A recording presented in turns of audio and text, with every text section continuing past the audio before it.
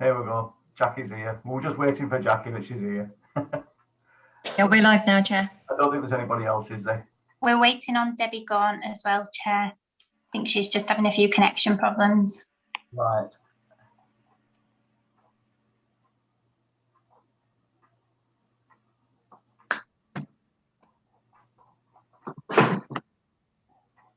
I'm just going to call Debbie and just see if I can help her.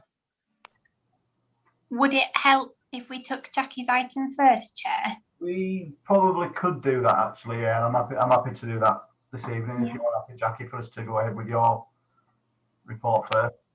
Yeah, I'm happy as long as we've got the relevant people from the networks that we've invited. I wouldn't like to start when we've invited them and they not be present. So can we just check that we have? I think we've got Nikki. We've had apologies from Ruth and Pam. Have we? Yeah. Oh, Debbie's joined now. Okay. Right, we'll go back to normal. Okay. Right, well, good evening, everybody. Welcome to the Strategy and Performance Scrutiny Board, Wednesday, the 24th of March. This is the last scrutiny meeting of the council year.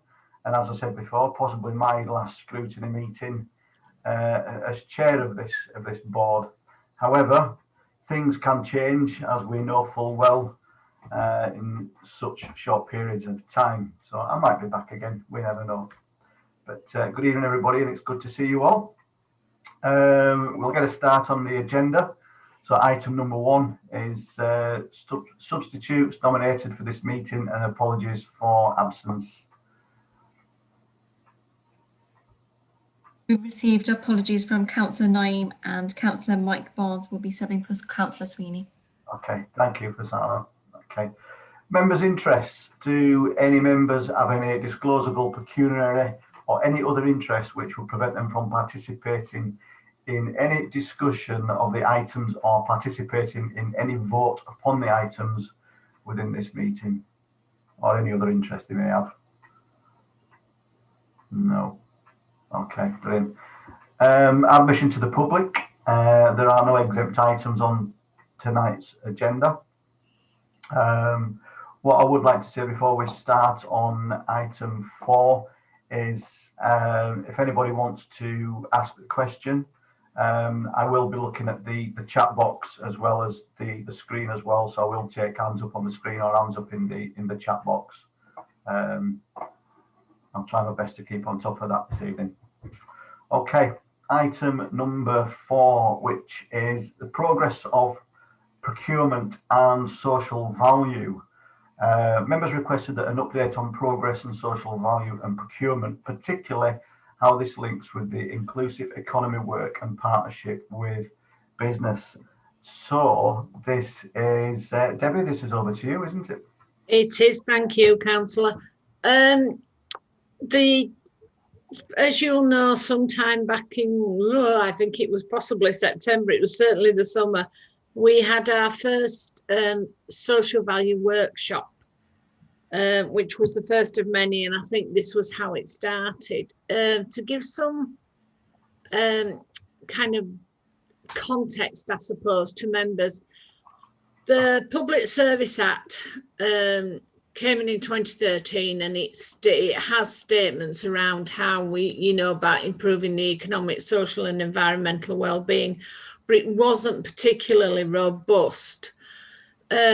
We started to make progress in 2014. We established a charter, and then in 2018 the council approved the inclusive economy strategy, and we brought procurement into that so that it would play an active role and a much more linked role within the growth of the local economy and improving the lives and life chances of our communities.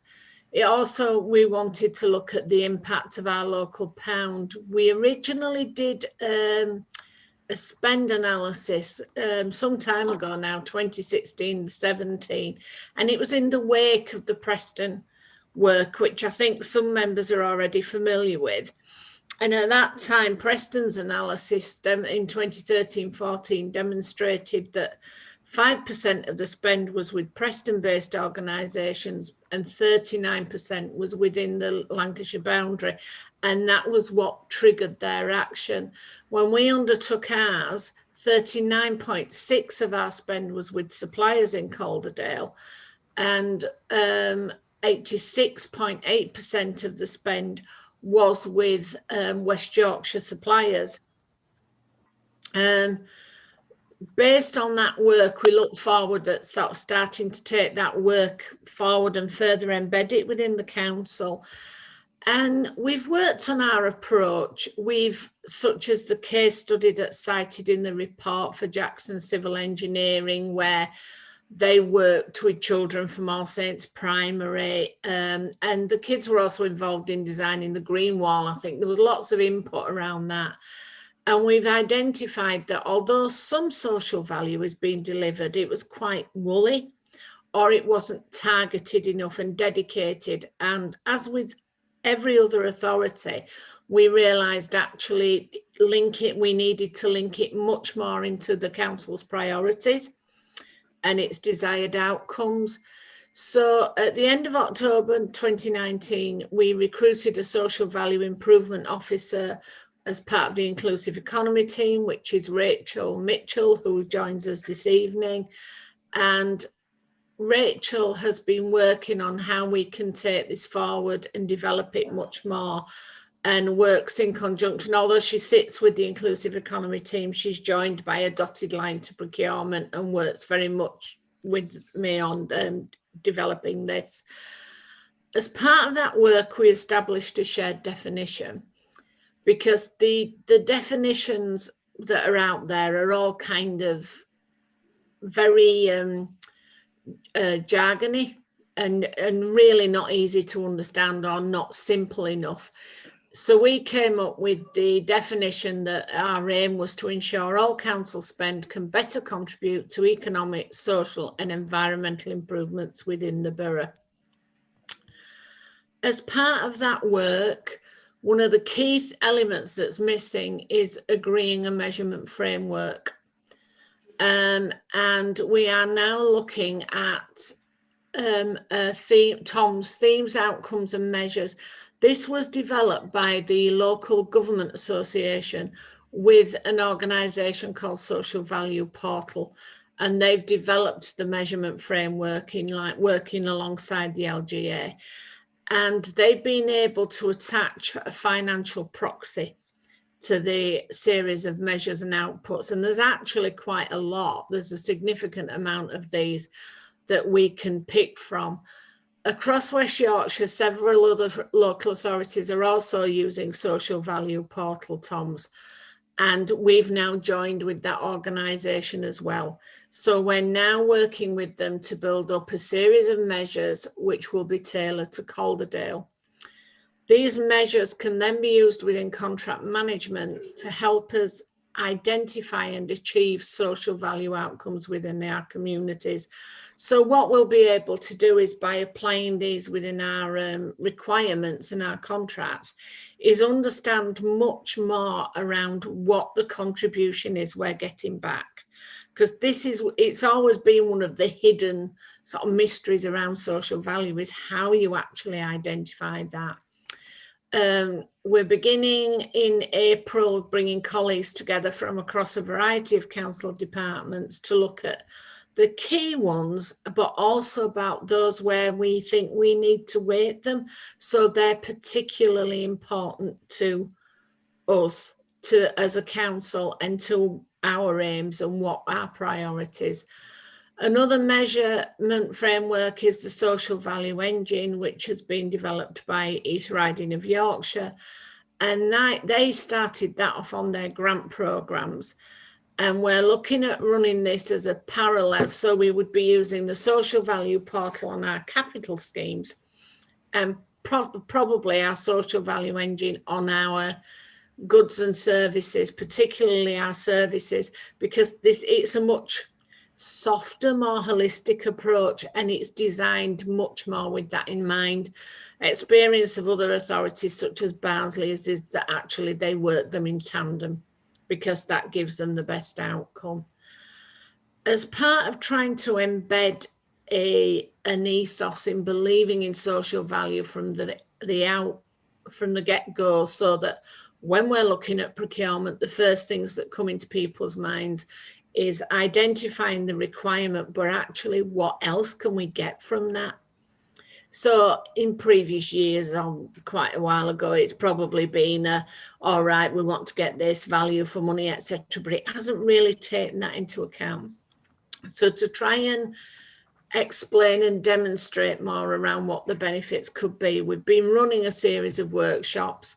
As I said, we opened up with a members' social value workshop, and to help them steer from us how we wanted that work to go forward, and also how we wanted the discussions with colleagues to go on. We've delivered 10 training workshops so far for a total of 99 members of staff.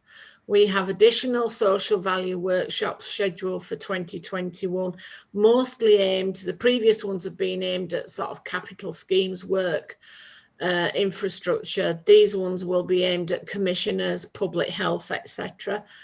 And we've also run the workshop with CCG colleagues, and that was quite to see how we can embed and work together on shared outcomes for Calderdale, and that will be particularly around commission services, and several CCG commissioners have already signed up for the training. On a wider engagement process, we now have supplier forums in place. We've had 2 so far, and they've both grown. I mean, we started off with a good attendance, and then the second one we had a really good attendance and really positive engagement and feedback. So what we're wanting to do is continue these quarterly to share good practice so that we can deliver legacy outcomes for Calderdale. So as one of the suppliers put it, they don't just want to come in and create a couple of jobs and then they'll go and they take those jobs with them. It leaves a lasting legacy, something that carries on once the project is finished and they've actually departed. Or in some cases, hopefully, if they're working locally, they will take those workers with them and carry on the same schemes. We've had some engagement with anchor organisations, including the CCG. We're also engaged with the NHS Trust team that are involved in the hospital reconfiguration, and with Newground. For the hospital reconfiguration, it's about making sure we have aimed, focused social value that will benefit Calderdale communities for the Calderdale element of that project, because as you know, it's been shared across Huddersfield and sort of Halifax. We're also keen to bring together other anchor organisations, including private, public and VCSE organisations, to work together to develop and deliver the social value initiatives. We, in 2020, became one of 11 local councils to sign up to the Keep It Local campaign, along with some of our neighbouring authorities. Strong, resilient communities benefit the whole borough and our local economy. And we're proud to have commissioned local organisations such as those that deliver our children's centres. And this all works within the basis of the local inclusive economy strategy. We're also committed to supporting local suppliers and VCSE into our supply chains going forward. We're undertaking another spend analysis. We're going, like the one we did in 2016-17, we're looking at, if I've got my dates right, 2019-20, rather than, is that right, Rachel? Yeah. I think we're going to look at, no, yes, 1920. 1920, So, rather yeah. than the last year, because of the pandemic. We think that last year's we wouldn't get an accurate picture. It would be a very different picture. So we've gone a year back to give us what we think would be when it was, and I hate this term, a sort of business as usual and normal activities. We are in the process of developing a social value mission. This is an outward reference point for our residents and all organisations we engage with that will demonstrate our aims for social value in procurement. So it feeds through to our suppliers, and it's a statement there that says, this is who we are, this is what we want, and this is what we're going to do. We want it to be in the form of a web page, and it will be an evolving document that will be updated as things change, as new things come online. We're aiming to have the mission live, or at least pulled together with in spring 2021, and we're looking to bring it back with the proposed themes and objectives to Cabinet in early summer, sort of post-elections, to get their views and get that endorsed from there and see if there's any further changes that they want. As part of peer learning, we're working with commercialisation team. I'm sure members will be aware that social value forms part of the commercialisation circle. So we've delivered training as part of their training workshops, and we also belong to their link groups so that we can work together. And social value works differently in the commercialisation sort of side of it, because it was created really for procurement originally, but it's about embedding and balancing social impact and statutory service requirements into business planning. As part of the regional social value group, we work with a task force which sits under the regional procurement group, but is also linked to the LGA national task force. And this gives us an opportunity to learn how other colleagues are doing things. So what other authorities are doing, you know, are they doing any differently? Are they doing anything better? And we're all learning from one another. But Rachel and myself spoke at the Social Value Portal's national conference in February about how Calderdale Council are embedding social value. We've engaged with a variety of other local authorities and regularly share good practice. Moving forward, we are looking to deliver a social value summit. And we want for that to bring guest speakers together that shows good practice and shows how much we've moved forward, and also how we're continuing to go forward and what we want to do. And attached to that, the government launched a green paper in late December, and we've responded to that. But as part of that, it will replace the current procurement regulations, but it's much more emphasis on social value. It's got a lot more, it's much more beefed up. But as part of it, they've issued a procurement policy note, which enables us, it's aimed at government departments, but we're also encouraged to use it. And it's something we've been doing anyway, but about reserving contracts by geographical locations and small and medium enterprises, or VCSE, below the upper threshold, which is the former EU threshold. We used to do this because we would often, services know people locally, they know the businesses locally they want to work with, and we could limit them by that. But now we're actually allowed to state in adverts and in contracts that, you know, these are reserved for those businesses working only in our area. Clearly that needs to be defined around what the business is, because it may be a requirement that we just don't have that facility or that market within the council area to do.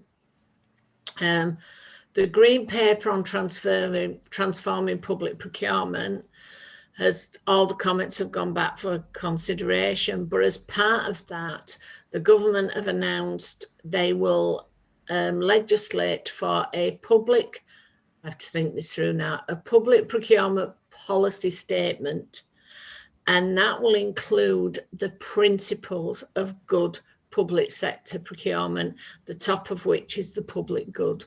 that will be number one on there, and that involves all the social value elements. Again, it promotes it, it pushes it.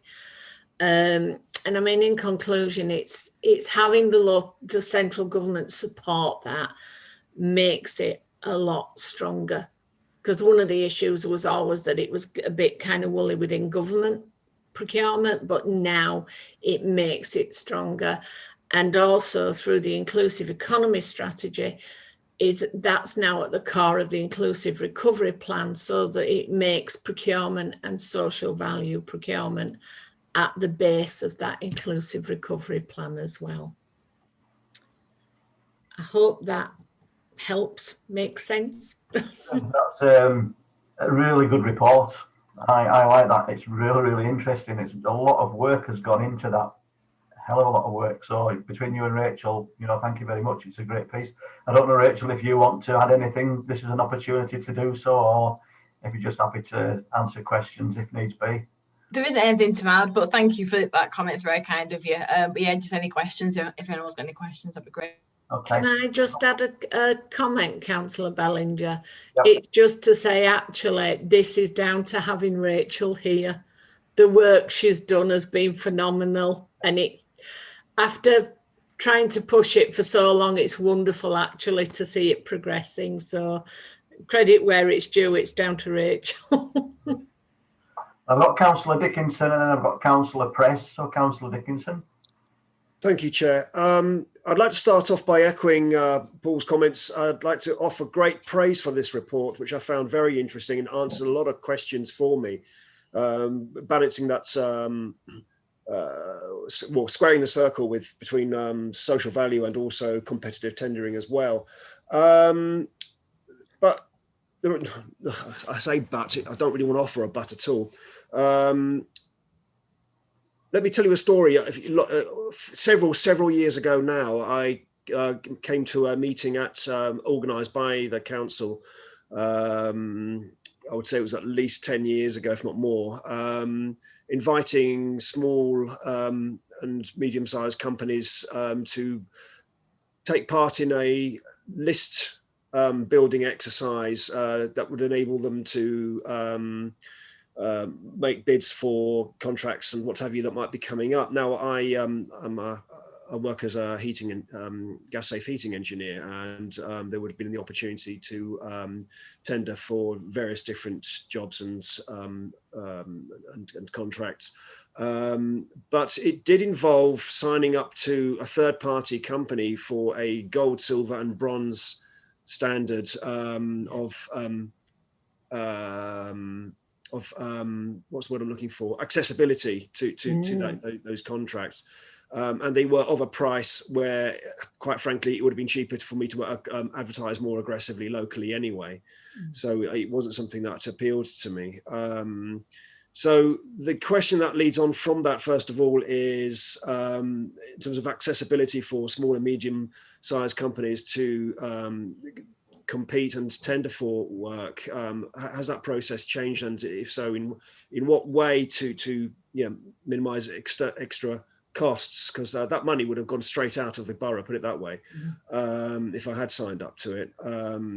And the other question I have as well that indirectly ties in with that is that there is a long-standing stereotype of the companies who do work for the council being on a bit of a gravy train. Are you able to reassure the panel that you have processes in place that avoid that being a thing?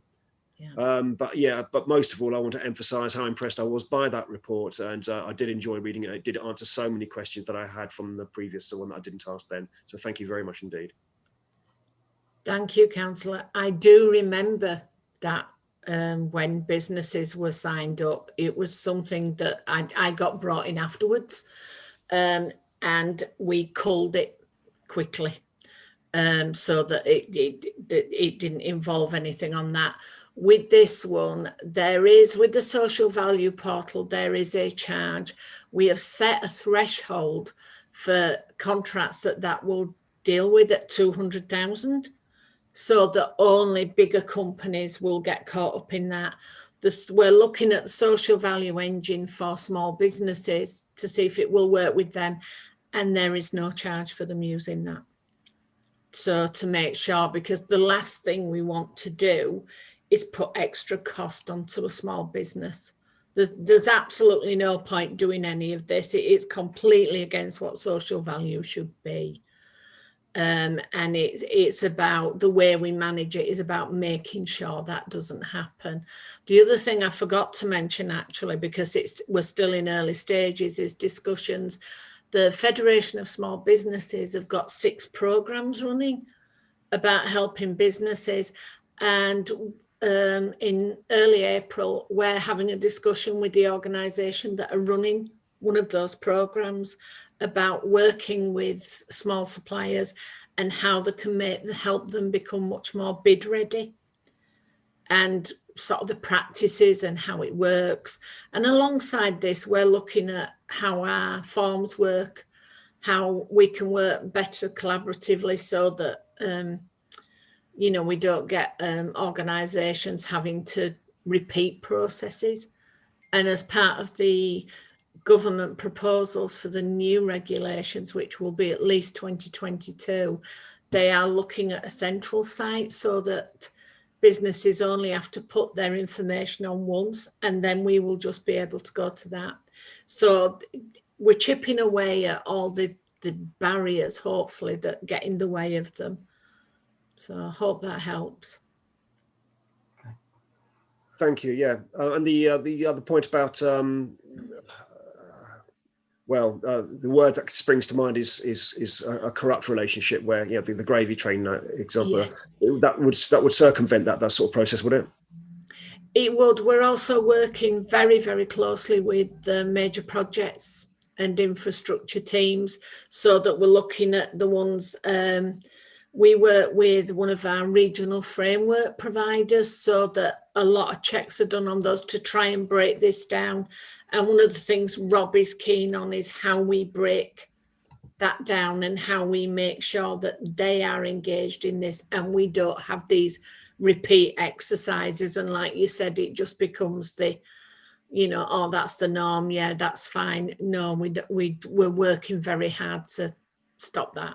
Or to, you know, to make sure that doesn't happen in the first place. Thank you. I think that was actually a point that I was going to make, funnily enough, so I'm glad Councillor Dickinson brought that in. So I should imagine that at some point there'll be caveats in contracts, won't there, to ensure that extra zeros are not put on the end of the invoices, should I say. Councillor Price? Okay, yeah, thanks. Thanks, Councillor Bellinger. Yeah, I'm glad you mentioned the Preston model, because I think that's something that's been an inspiration to a lot of local authorities, and frankly, you know, I think it really is the kind of role model that Calderdale should be aspiring to. But the report, I felt the report was fine as far as it went, but I felt it was really lacking in case studies. I wasn't quite clear from reading the report what kind of suppliers we were talking about, what kind of employers we were talking about. And I think it would be really helpful, particularly after you've had this summit, to nail that down a bit more, because I'm not really clear who we're talking about, what they're doing, and why it's making a difference. It's those 3 things. And I think the problem with the report is, although, you know, it sets out a framework, it doesn't really have enough, or there should be more, don't mean to sound negative, there should be more meat on the bones. For example, it doesn't really specify. I'd like to hear more about what we're doing to have suppliers who pay a living wage. For example, I know in the past that that hasn't been the case, and Calderdale is a living wage council. I'd like to know what we're doing to work with. We talk about SMEs. What are we doing to help things like cooperatives engage in community wealth building? And it would also be helpful to have a breakdown on a ward by ward basis, because obviously we've got areas of Calderdale which are more deprived than others. For example, I don't want to be parochial, you know, in my ward there's one particular area, Cornholme, which is desperately in need of help, economic help. that's just one example. It would be helpful to see on a Calderdale-wide basis how this is making a difference. So I'd like to see, I'd like to see some specifics, but I wonder if you could answer my question. And also environmental benefits in cutting supply chains, cutting the carbon footprint. And I think all those need to be pointed out and highlighted in any future report, if that's a possibility. Yeah, no, that's a fair point. I'll take that on board. Part of it is what's been developed in with the mission, with the statement around that, and our expectations and requirements of what we expect those companies to have. So we're working with the Climate Challenge Forum. We work very closely with Sale and with Kirsten on the modern slavery, and so that we can introduce those elements and around both guiding our officers and with the suppliers to ensure that we have those suppliers that we want to work with. I mean, certainly the supply chain for us, it's the one thing that we found even now is the lack of case studies, decent case studies. We work a lot with Manchester, and I have to say the Manchester ones are very good, and we've learned an awful lot from them about what we can do. And some of it has been around councils being willing to step out of that comfort zone.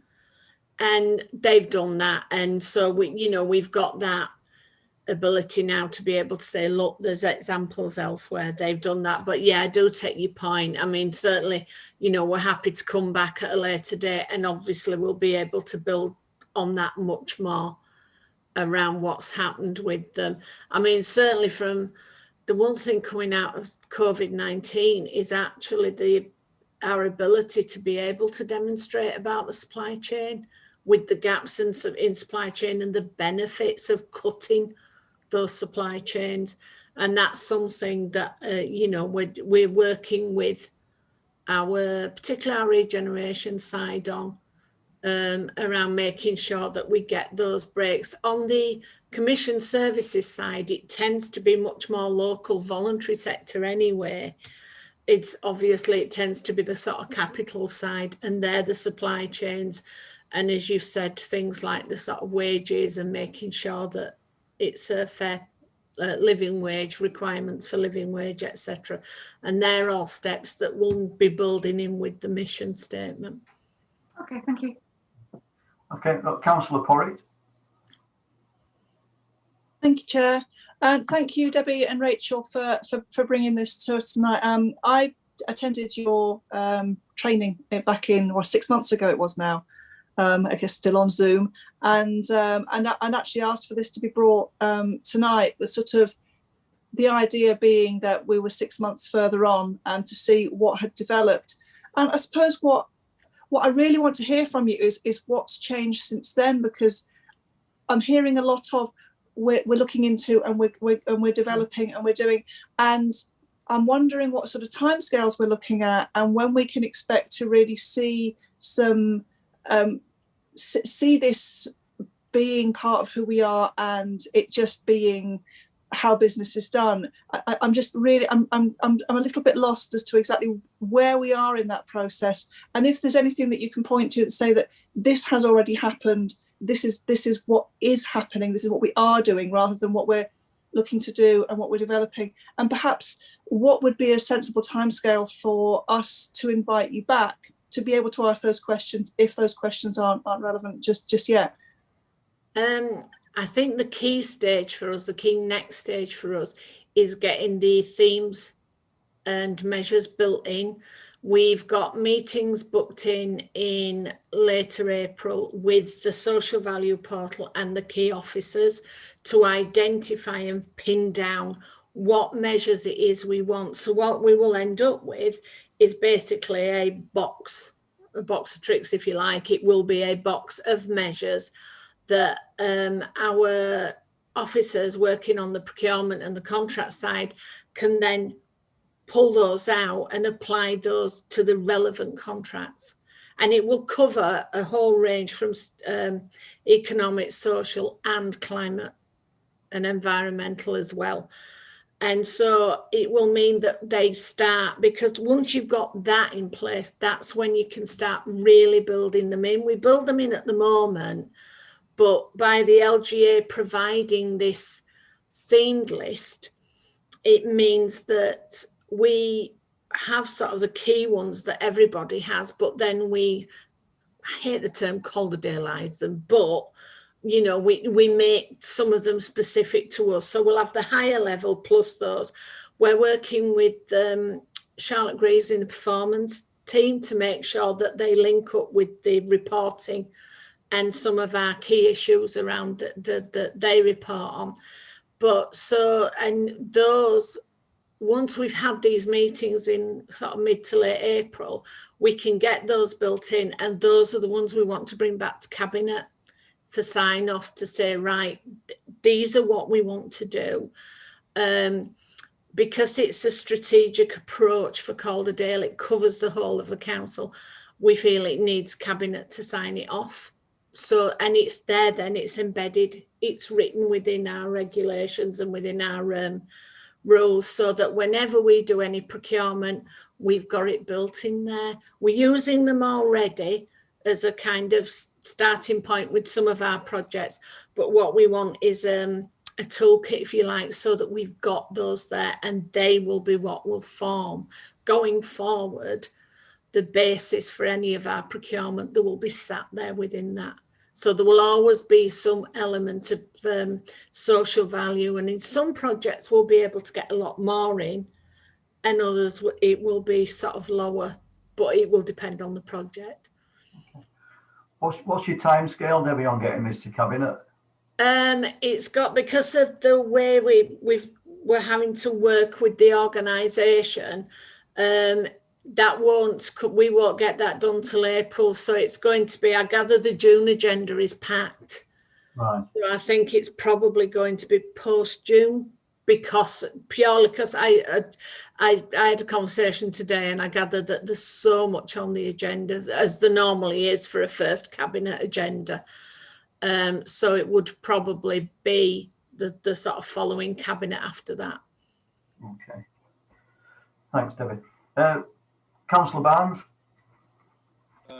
Thank you, Chair. Appreciate I'm a substitute on this one. And I don't think there's many other councillors who actually sit on other scrutiny meetings with me, but I'm always a bit concerned when I see documents like this without objectives or timeframes and timescales. And I think Councillor Press and Councillor Porritt actually hit the nails on the head with their comments. And I think whilst I appreciate there's an awful lot of work, there's not much tangible actions in here. And actually, I think it should be on the June Cabinet meeting. I don't think we should be waiting. It might have a packed agenda, but tough would be my comment on that one. This is an important point. This is some important topics. You can get £10 on the till at Morrison's, but we're not even paying people who provide social care to some of the most vulnerable people in our community. Are being paid bare minimum wage, and I think this really needs to be brought right up the agenda, and I think there should be some objectives and some plans laid down. I must admit I'm a bit of a fad for timelines and timeframes, and appreciate that they can't all be met, but otherwise we've got nothing to scrutinise, we've got nothing to look back on in 12 months time if we don't have some definitives within this. So I think it's. I'm not saying that the report. The report. There's a lot of work there, but I think it's a really important project and really important for us to move this forward. And to me, and I notice there are a number of Cabinet members on here already, this should be on the June agenda. This should be pushing forward. We shouldn't be pushing it out again and again and again. Thank you, Chair. Thank you, Councillor Vance. Mike. Is this something that we can recommend then from Strategy and Performance for it to be brought to the Cabinet? Yes, Chair, if the board wishes to do that. Yeah. Would the board be in favour of that? Can we have a show of hands? Yeah. board's in favour of that, then Mike, will that be able to be pushed on to the June cabinet then? Or Mike, you've disappeared again. So, sorry, you're talking to me, Chair? Yes, Mike, yeah. Yeah, I mean that will be recorded. If that's your decision, that'll be recorded in the minutes, and we will pass that recommendation on to Cabinet. I don't think it needs a report to Cabinet to make a report, but they should put something on their agenda. I think it's a matter for us to write on your behalf to Councillor Swift. Okay, we can do that then. I've got Councillor Lynn and then Councillor Dacre want to come in at this point. So Councillor Lynn, you first. Yes, thank you very much. Do you know, it was a real blast from the past when Debbie mentioned Manchester, because I was just working out 30 years ago this year when I led one of the economic development teams for Manchester City Council. I think I commissioned the first ever report in the country into local labour schemes in construction. And we subsequently went on to put that into practice in terms of recruiting local people to work in the Hume City Challenge Regeneration Programme. And we had like dozens and dozens and dozens of people locally in Hume and Moss Side that got trained and careers in construction as a result of it. One of the points that I would just like to raise, and I did raise this with Mark Thompson before he retired a few years ago, is that I believe that one of the lessons in terms of construction contracts, in terms of our major capital contracts, one of the lessons for me about all that work all those years ago, I can't even believe how long ago it is that if you've got a major project, like for example the renewal of Northbridge Leisure Centre, the new swimming pool and so on and so forth, it makes a heck of a difference if you're able to do what we did on that Hume City Challenge programme, which is actually to have somebody whose primary function is to act as the interface between the main contractor, subcontractors, and also recruiting people, going out and actively recruiting people who want to take up those training and employment opportunities, and liaising with Calderdale College and other training providers to make sure that there's off-site training provided as well. Because if you've got a construction project that's going on for a year, 18 months or whatever, as it's going to be, then there's and lots of other things coming down the track, then it's really worth doing. And I think if with smart financial engineering of contracts and everything, I think it's possible to afford that. And I just feel that otherwise, one of the things that we need to remember is that fine words butter no parsnips, and it's very easy for people to say they will recruit people, but without additional support to do that and to maintain it and sustain it, it doesn't necessarily happen. So that was just a comment, really. But I did also have a question, and that was actually about frameworks. Now, I'm very conscious of the fact, because I've just been involved in it in terms of the housing renovation on the Beach Hill estate in my own ward in Park Ward, which will be starting in June. That a decision was being made there that what we're going to do is to go with one of the West Yorkshire or Yorkshire-wide frameworks to procure somebody, a company, to be the lead contractor on that work, who have already passed those various thresholds and so on. I wanted to know, do we know how many Calderdale-based companies are actually already involved in the frameworks, the procurement frameworks that are used by councils right across West Yorkshire and across the north of England? I mean, have we got, because at the moment, the company that's likely to be doing the work in Beach Hill is, they're Yorkshire based, but they're not Calderdale based. Okay, thank you. It's a gap on the frameworks. We have the one thing about we found with the housing associations, which of course is that their frameworks that we've linked up with, is that actually that they're much better at nailing social value, particularly down the supply chain. But there is another regional set of frameworks, the Your Hub family.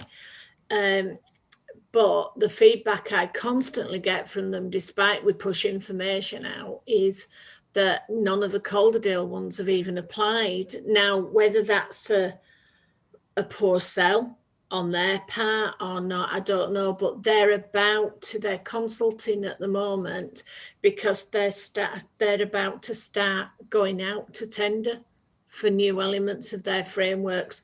So what I want to do is link them in with our supplier forum to make sure that and push through our business and skills team, etc., to make sure that the information gets out there so that they know that those, and they've broken those down actually to allow smaller companies to bid as well. We do for our CAFM ones, they're all local, you know, wherever possible, they're all local ones for this, particularly for, because it's small works, and we, you know, we do really well at those.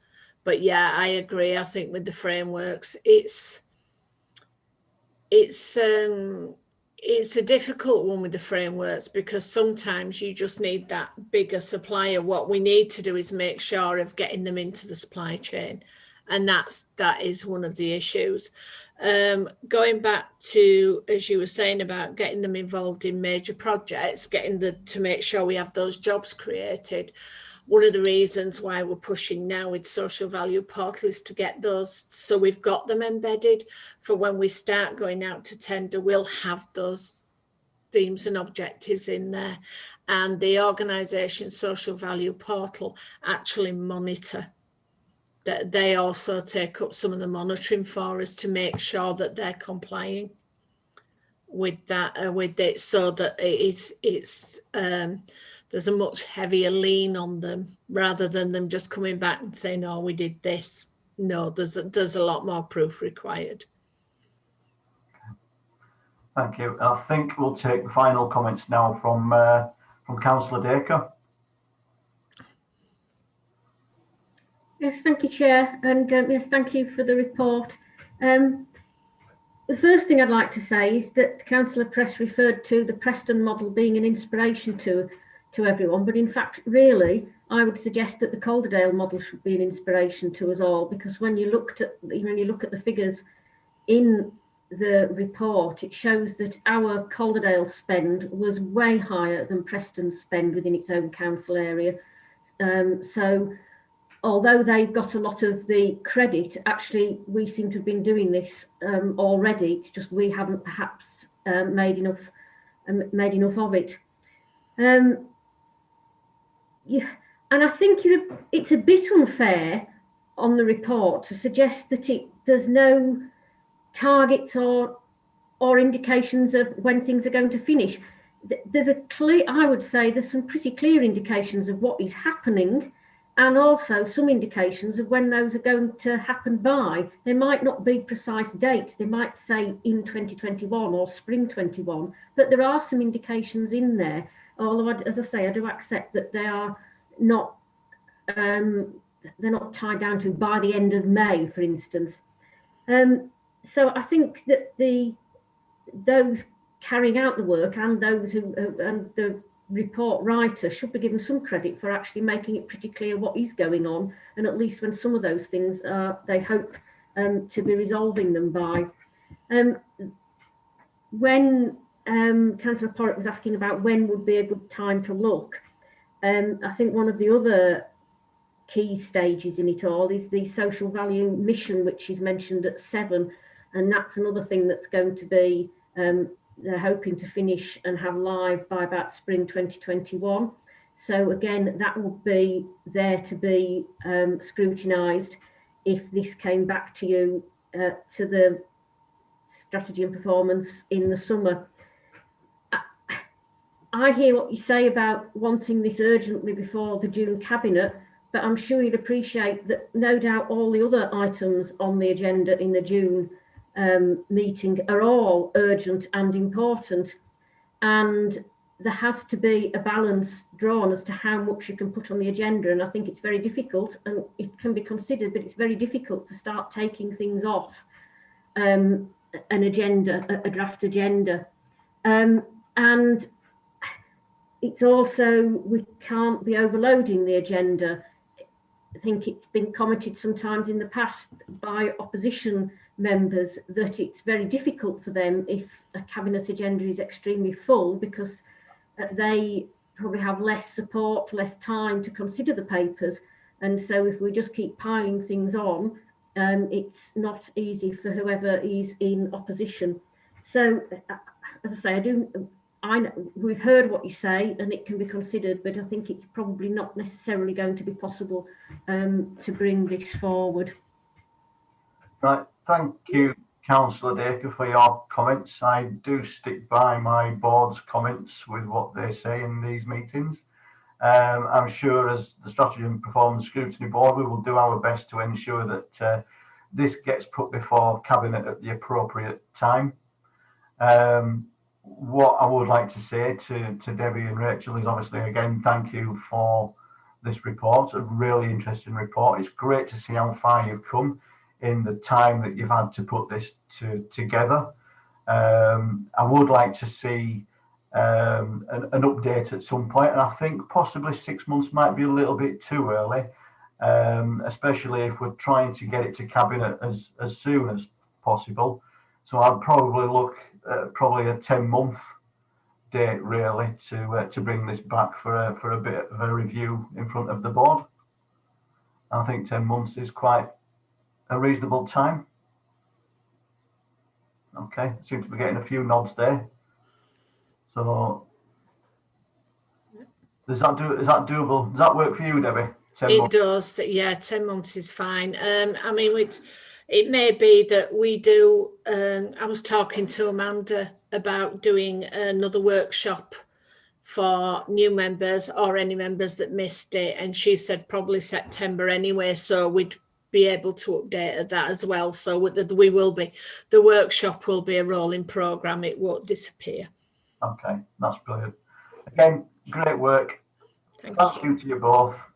Thank you. I'll hopefully be around in 10 months' time, so I'll hopefully get to see the update as well. I'm looking forward to it actually. So thank you very much. Thank you, Councillor. Okay, we shall now move on to item, scrolling around, item number 5, which is diversity in the workplace and HR and OD workforce COVID-19 update. It was an opportunity for members to seek assurance on the progress of the work on diversity in the workplace, and in addition includes an update on how staff are currently working and operating during this COVID-19 pandemic. The report details the progress which has taken place over the last 12 months, and there are 2 appendices to this report attached, which hopefully people have had a chance to have a look at those and the report. So this is over to Jackie and Nikki and Sarah. So, but Jackie, I think you're taking the floor. Okay, thank you. Good evening, members and officers. So yeah, this, as Councillor Bellinger said, this is an opportunity to present to you all an update based on the detailed diversity in the workplace review, scrutiny review that took place last year, and the progress that we've made. And hopefully you'll have had a chance to read the report, particularly the appendices in terms of the HR reaction to those shall we say, action points that were raised. So just to sort of briefly just recap, I won't go through the whole report because you'll have had a chance to read it, but just to recap where we are in terms of the report that I brought back in January, just before the pandemic. Who would have thought that we would have been facing that a couple of months later, but we were, and just giving a bit of an update in terms of what our actions were and what we intended to do. And then in addition to that, Councillor Bellinger, do you want me to address the diversity first and then we'll move on to the second part of the report? Do you want me to? Yes, please, if you could. Yeah, okay. All right, so I'll just cover that to start with. Yeah, so what we said was we'd go away and we'd look at all the action points that we needed to address. We'd produced a HR plan and an OD plan. And that was attached to appendices 1. Some members may have had problems opening that, and I understand that there's been a bit of a problem with it, but hopefully now you can access the full appendices, the full report and the actions that have been prepared. So that'll give you a brief oversight in terms of what has been achieved really in the time that we've done. And obviously at this moment in time, we're about to do the next report, the HR employment report and the equality duty report. So it'd be interesting to see how the actions that we've done has impacted on the stats really, I suppose, because that's what you're probably more interested in going forward. So in addition to the actions, I think one of the key points really for us was the network groups that we had. Some were sort of very well established, very self-sufficient, and some needed a restart, refocus, and indeed we created a new one as well in addition to that. So the Parent and Carers Network is a new one. We already had a well-established LGBT network group, self-sufficient group, and required some steer from Nikki Everett. Nikki Everett is here tonight, who's a people development advisor that really, I'm going to say, leads on equality. She's the key person that works with me on this, and the rest of the HR and OD team wider. And we meet on a monthly basis to look at what's the progress, what are we doing, how are we achieving things, how are we making progress internally, and what is the impact on the stats. And Nikki will cover a little bit later on when I finish doing the introduction, if that's okay. So how are they doing? The network's a bit disappointing, really, that I don't think we've got anybody on from the networks this evening. I think they intended to join you, but I don't know whether they've been a bit put off by the scrutiny, shall we say, of the board, but hopefully not, and they might be listening in with a bit of. We've got Rachel there. Oh, sorry, I've missed Rachel. Sorry, Rachel. Yeah, I can see you now. There you go. So hopefully Rachel will come in, and perhaps you might want to hear from Rachel in a little while, which is great. Thank you, Nikki, for pointing that out. So just moving on. LGBT, as I say, very self-sufficient, very well run, and Nikki's just had a bit of a steering role to sort of, I suppose, work with the group and make sure that their needs are met from a HR and an employment perspective. And then the BAME network group, it's fair to say, has had a massive restart, refocus, very active membership, and they've made some great progress over the year, and ably supported by Nikki, I have to say, who's done all the work from a HR and OD perspective. And, you know, there's quite a lot of interest from staff, wider group. They've thrown out the net to a wider audience, which I think is great, to include everybody attending, if that's what people want to do. And I think the progress is significant, really, and hopefully Nikki will be able to cover that actually after I've finished presenting.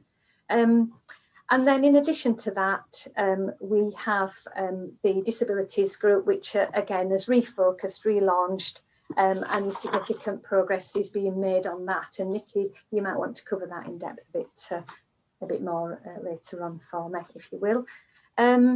So in terms of the actions within HR, we've, as you can see from the detailed action plan that I've attached to the report, quite some progress, really, shall we say, in terms of our new recruits, working with our existing cohorts of underrepresented staff and groups to listen to what they want mainly, and feedback to us about, you know, where they want further support, how we can retain, how we can promote, how we can encourage development and leadership throughout the organisation and better representation. So I don't know whether you want me to stop there, Councillor Bellinger, and invite questions at this stage, or you want me to cover a bit further on.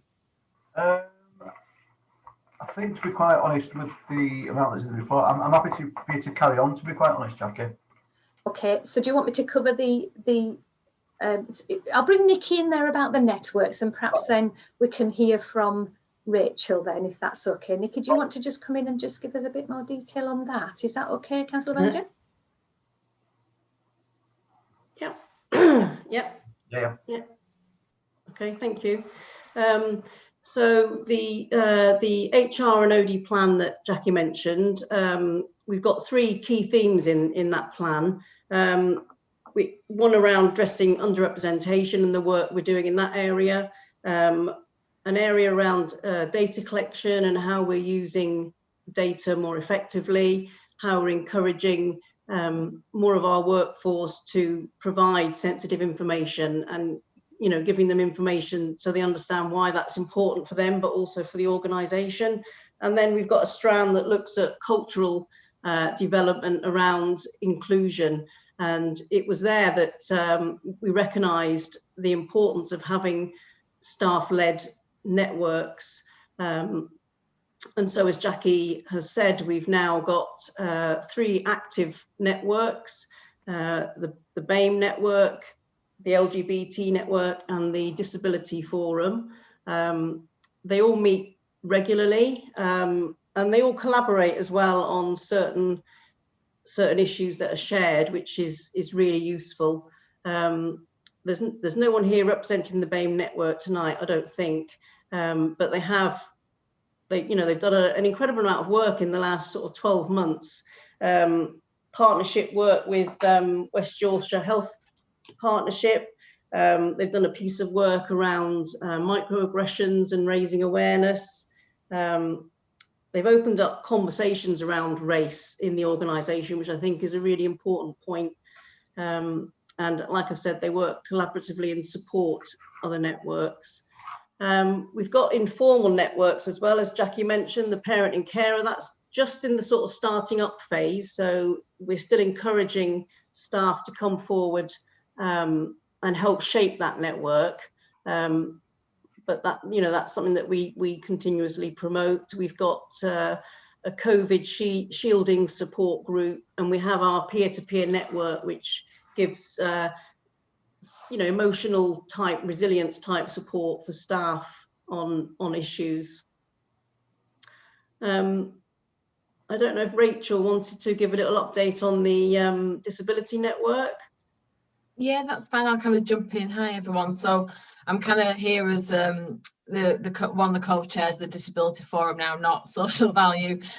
So I only kind of joined the group a few months ago, really, and kind of stepped up to help co-chair it.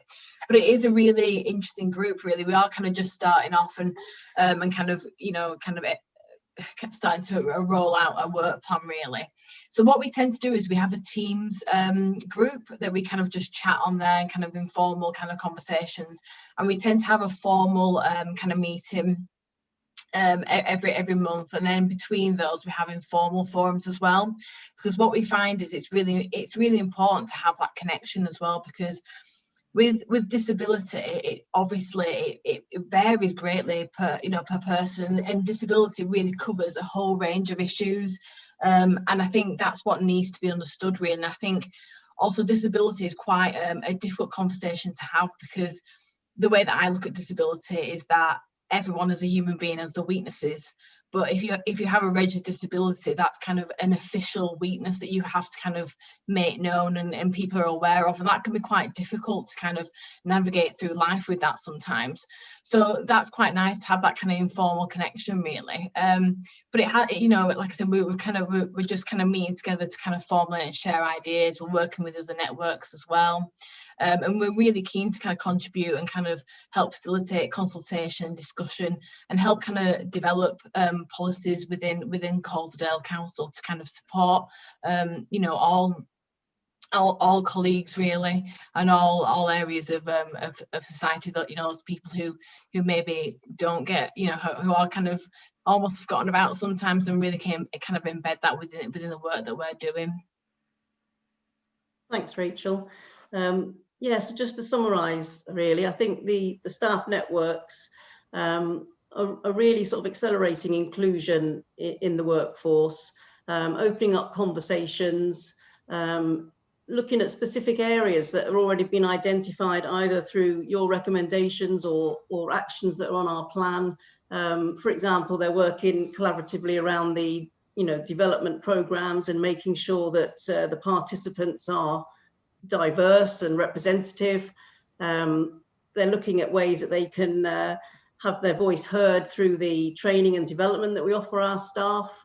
And it's really about that understanding that equality and diversity is everybody's business. And, I think they're doing a really great job in that respect.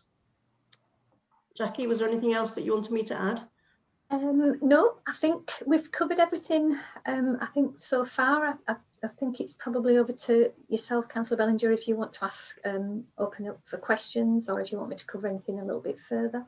Yeah, I think we'll open up to questions. Thank you so much. It's a great report, is that? I've enjoyed reading that as well. It shows how far we've come as well in a short space of time, and during a pandemic as well. That's it's quite amazing. I've got Councillor Press who has raised her hand for a question, and then Councillor Mike Barnes.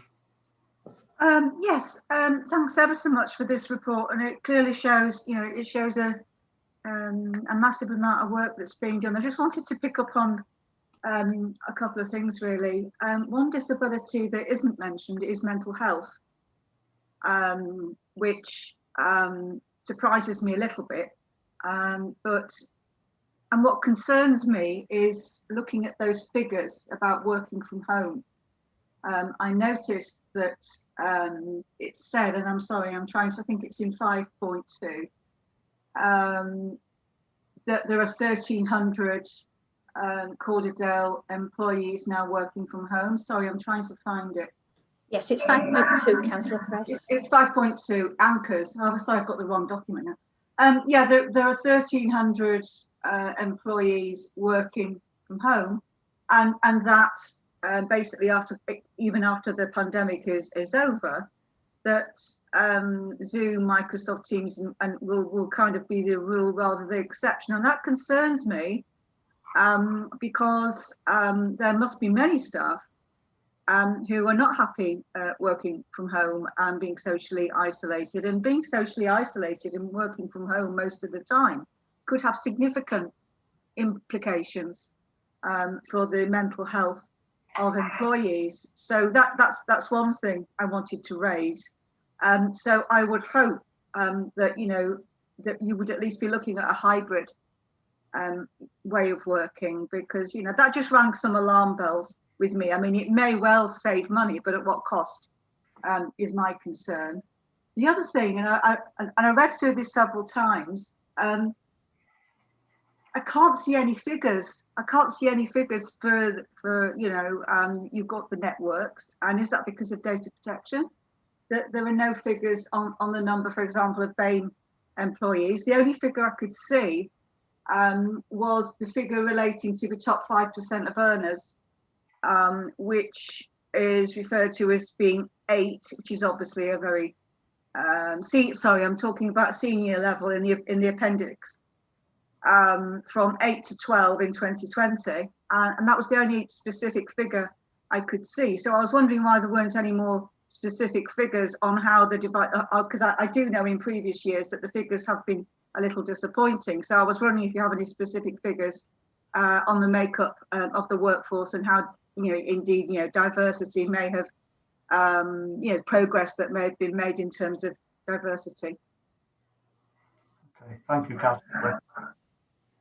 To come in there, Chair? Yes, please, Jackie. Yeah.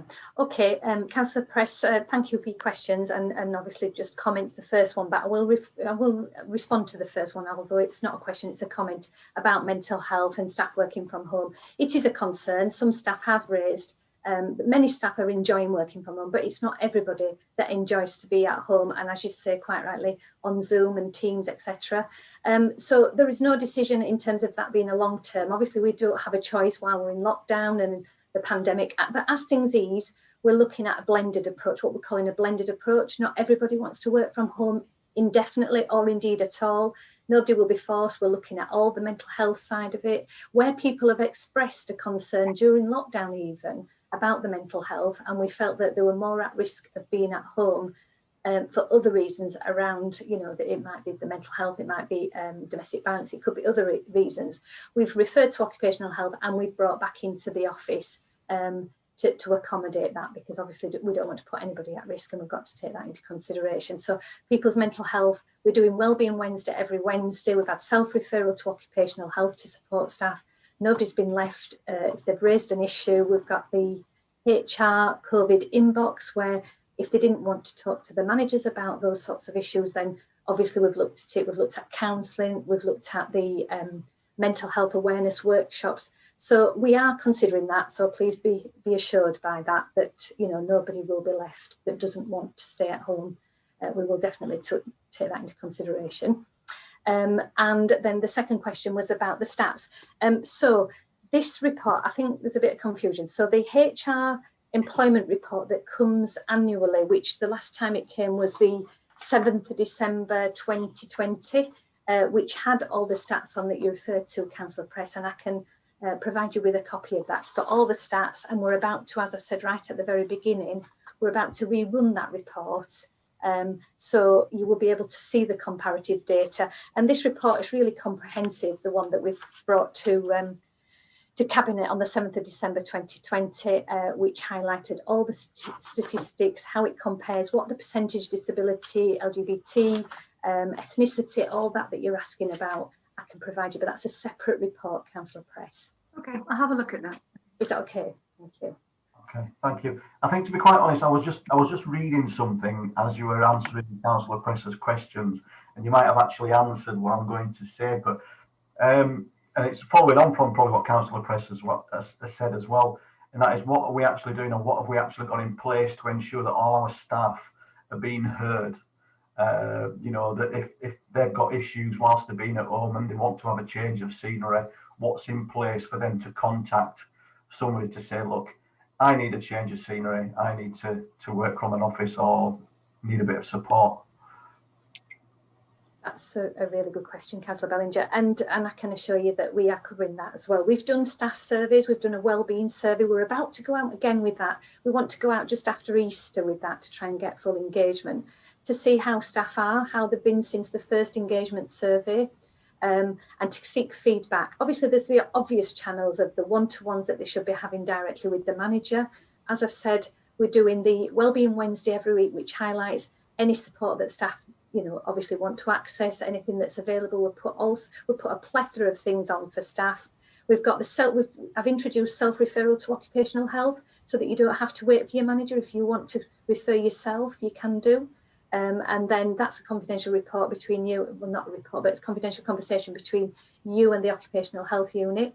But in addition to that, we've also got a HR COVID inbox set up that people can fire in the questions. We've also done an all-staff webinar. Robin, myself, and Debs Harkins did the first one to all staff, and that received a significant amount of attendees diving into it, and then questions. And we've just done another one, myself, Debs, and the occupational health manager, which is Claire Horner. Again, I think we had over 200 staff on that only last week, and 64 different questions, which we answered live with staff. It was interactive, and they could vote up questions about the relevance and importance. And in addition to that, what I'm going to do is capture all those questions that were asked and do a response in writing, not just for those staff that managed to dial in, but also for staff that couldn't dial in or that have looked at it afterwards, so that, you know, there's a comprehensive list of responses to the questions that have been asked. That's a good idea, that. Councillor Barnes? Thank you, Chair. I mean, Councillor Press made a couple of comments that I wanted to do, especially on the mental health side, and I'll come back to that. But after sitting and making comment about various reports not having appendices which actually list action points and what's going on and reviews and what have you, it's good to see that actually in this report, because it does make, when we're coming into a scrutiny and looking at what you're doing, it does actually allow us to focus our attention on the key areas within that. I think the only thing I would turn around and say, and which I think is really just an extension of what Councillor Press said, is that as we come out of the pandemic, it is an opportunity to review how we work. It is an opportunity to review how we get the best out of people. You know, one of the interesting stats is the attendance figure in there. And you know, 12 months ago, I went into working from home. Everybody in our company went into working from home. And after 2 months, the senior management were amazed that we weren't just skiving off all the day. We were actually maintaining the levels of productivity that we were doing in the office. And I think these are some interesting facts that are coming out of the pandemic. And I think we should be looking at a thorough review along the lines of what Councillor Press said about that hybrid working, about the mixed level working, about the mental health of people, and really looking at ways in which we maintain this productivity. It's been an amazing year by the council staff, and they should really, be completely applauded with the amount of work, their dedication over the last 12 months, and they're still going on. And I appreciate, a bit like the NHS, that council staff are tired, and I understand that, and I think and I think we cannot praise them enough. So thank you, Chair. Thank you, Councillor Barnes. Thank you. Do you want me to come back on any points there, Councillor Bellinger? No, unless Mike's wanting you to come back on any points. No, okay. Councillor Porritt. Thank you, Chair. Just returning to the diversity element of this report, which I thought was the bit that we were discussing at the moment rather than the COVID one. it's a shame actually that we haven't managed to have more representatives of the networks here, and I appreciate that we are a terribly intimidating bunch of people, because we all have those 4 letters before our names that make us seem a lot scarier than we are. My concern is if we start to treat diversity, with a big D, as a tick box kind of an exercise, where if we're happy that we've hit the numbers, that we've got enough people that cover the targets that we want to, that we can present it to scrutiny and we can say, look, we're doing the right thing. And I'm really interested to ensure that we have the kind of cultural change that ensures that every member of staff can reach their full potential and can show up fully as themselves to work and will be welcomed and celebrated as such. And really, I wondered if somebody could speak to me and reassure me that is the case, and that we're doing everything that we can to ensure that we are a welcoming environment where we're not just saying, oh, well, you're here because you fit our targets, but actually we will listen to what else we need to do to ensure that this is the workplace where you can thrive. Thank you. Nikki, do you want to answer that question? Because it's something that we've talked at length about in the HR and OD monthly meetings that we have, about embedding that, exactly what Councillor Porritt's referring to, that you come to work presenting your whole self and you don't leave anything out. Yeah. So I'll leave it to Nikki to just respond, and then I'll pick up if there's anything else. Yeah, it's a really good point, Councillor. And yeah, we work hard actually to make sure that it's not a tick box exercise. That a lot of the actions, we're trying to embed them across the organisation. We're trying to raise awareness with our managers that it's everybody's business. We're looking at the whole employee life cycle from a inequality and diversity perspective. So we're reviewing, each area and ensuring that we're doing the best that we can, or where we've got any gaps, we're trying to address them. For example, career development opportunities, exit interviews, attraction, retention. We're working in so many different areas now, ensuring that it's not a tick box exercise. We're also looking at the charters that we've signed up to, that we're signatories on, the Mindful Employer, for example, and the Disability Confidence and the Race at Work. And making sure that we're doing everything that we've signed up to do on those charters as well. Was there anything else, Jackie, that you'd like to add there? Yeah, just a final point, if I may. Whilst we've not got not discounting Rachel, who might want to comment. Actually, it'd be quite nice if you do, Rachel. But whilst we've not got the other representatives here this evening, what they have done is opened up to say if anybody wants to join or go to one of the network meetings. There's one next week, 31st of March is the next one, I believe, at 2 p.m. And I think some councillors are going to attend. And it's really pleasing to note that it's got representation from across the organisation, because it is everybody's business, and it's quite right. You raise it, Councillor Porritt, that what are we doing to ensure that this is not a tick box and it's an everyday, it's just part of the makeup of the organisation. And that's our aim.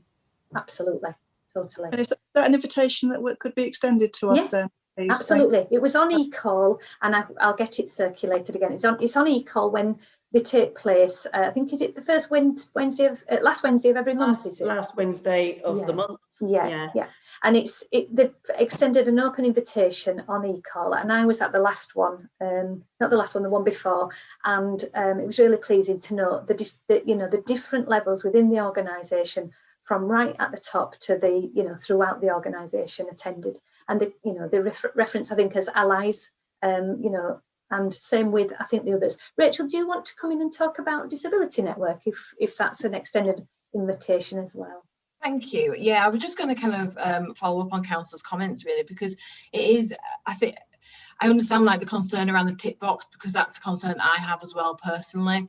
But I've got to say, at Calderdale, I do feel, there is a lot of work to be done, but there's from my point of view, there's been so much effort put into this, and I do think that the HR department have done a lot of fantastic work. And you know, there is still a lot of work to be done, but it is definitely building. And I do, I've got to say that working for Calderdale, I feel really comfortable. That whole thing of kind of bringing your whole self to work, I feel really quite comfortable and confident in talking about the fact that I do have a disability, and I hope that kind of this work through the forum, that will help other colleagues kind of feel like that as well. But I do completely, again, understand your kind of concerns in regards to, is it something just to report on as opposed to a kind of institutional change?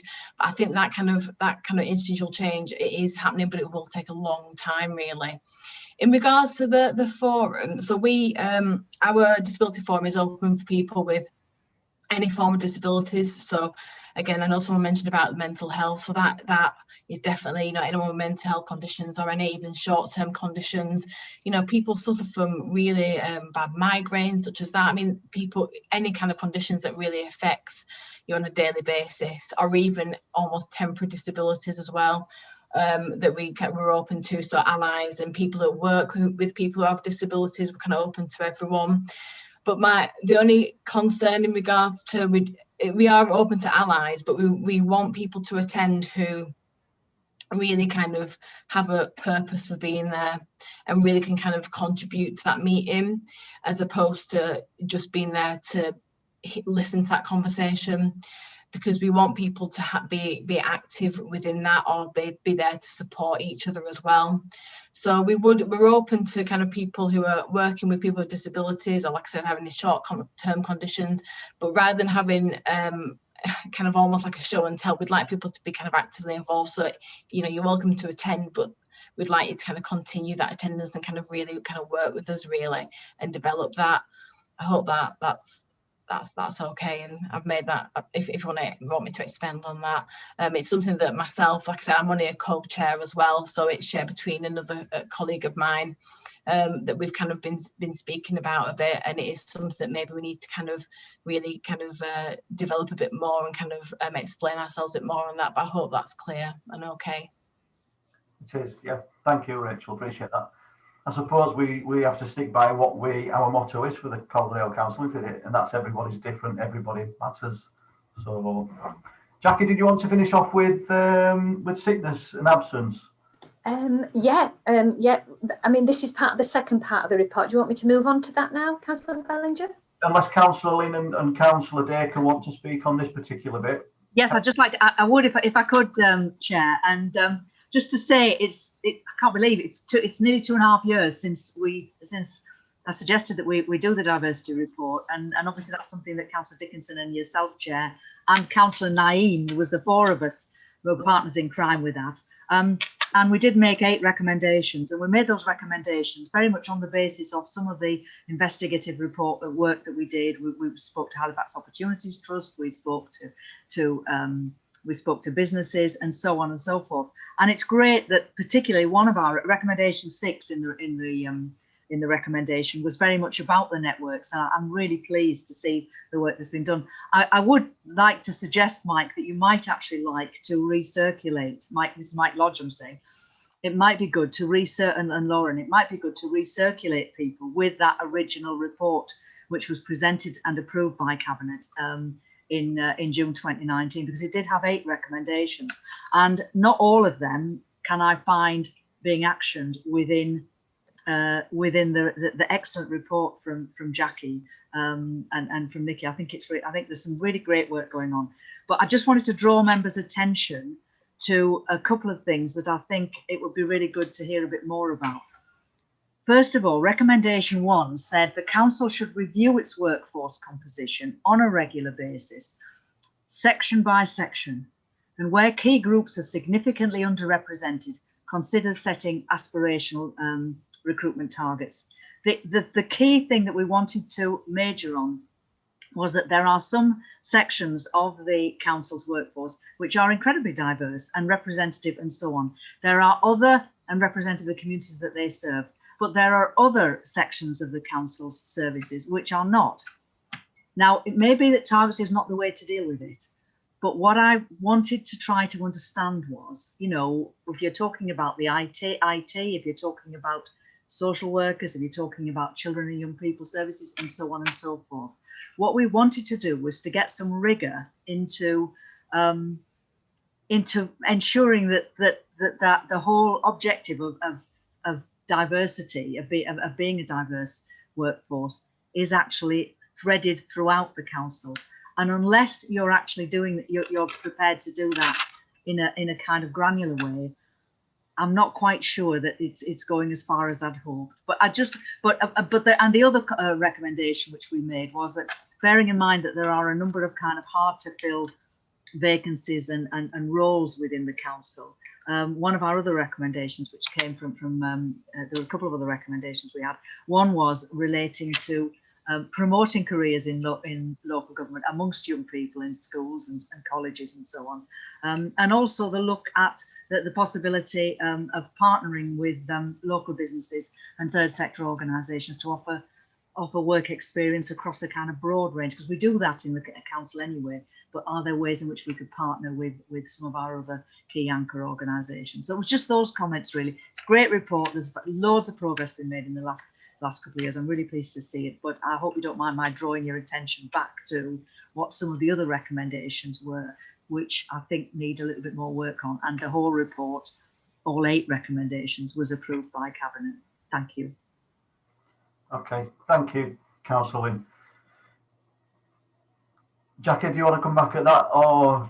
Yeah, I'm happy to do. Nikki might want to follow up on the work that we've done on the OD side, just to pick up your second point, Councillor Layton. But the first point, yes, you're absolutely right. One of the challenges was about where certain sections within the authority are not as represented. We were to look at that, absolutely. And one of the things that we've done is we've put independent people on recruitment panels. Right from the beginning all the way through, and we asked the different networks if they would like to be part of that. And another part of that I'm just about to introduce is an audit of that, so that they audit the recruitment panels, not HR, but the networks themselves. Because I think with that they'll get the recruitment panels will get an understanding of where some of the barriers are to employment, etc. So I think, yeah, we're definitely picking up that. We've not gone as far as doing the stats, but we can do that as part of the next cohort of information, if you'd like that. Happy to do that. And I think, yeah, it's important to make sure that we're making progress in that respect. And also raising awareness. With some professions, we struggle to seek applications from underrepresented staff.